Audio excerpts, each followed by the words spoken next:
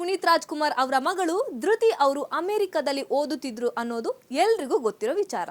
ನಟ ಪುನೀತ್ ರಾಜ್ಕುಮಾರ್ ದೈಹಿಕವಾಗಿ ನಮ್ಮನ್ನು ಅಗಲಿ ಹೋದ ಸಮಯದಲ್ಲಿ ಧೃತಿ ಅಮೆರಿಕದಲ್ಲಿ ಓದುತ್ತಿದ್ರು.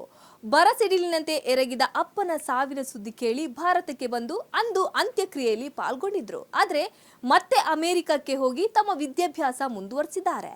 ಇದೀಗ ತಂದೆಗೆ ಅವರು ಹೆಮ್ಮೆ ತರಿಸುವಂತಹ ಕೆಲಸ ಮಾಡಿದ್ದಾರೆ. ಪರ್ಸನ್ಸ್ ಸ್ಕೂಲ್ ಆಫ್ ಡಿಸೈನ್ ನಲ್ಲಿ ಪುನೀತ್ ರಾಜ್ಕುಮಾರ್ ಅವರ ಪುತ್ರಿ ಧೃತಿ ಪದವಿ ಪಡೆದಿದ್ದಾರೆ. ಈ ಬಗ್ಗೆ ಅವರು ಸೋಷಿಯಲ್ ಮೀಡಿಯಾದಲ್ಲಿ ಪೋಸ್ಟ್ ಹಂಚಿಕೊಂಡಿದ್ದಾರೆ.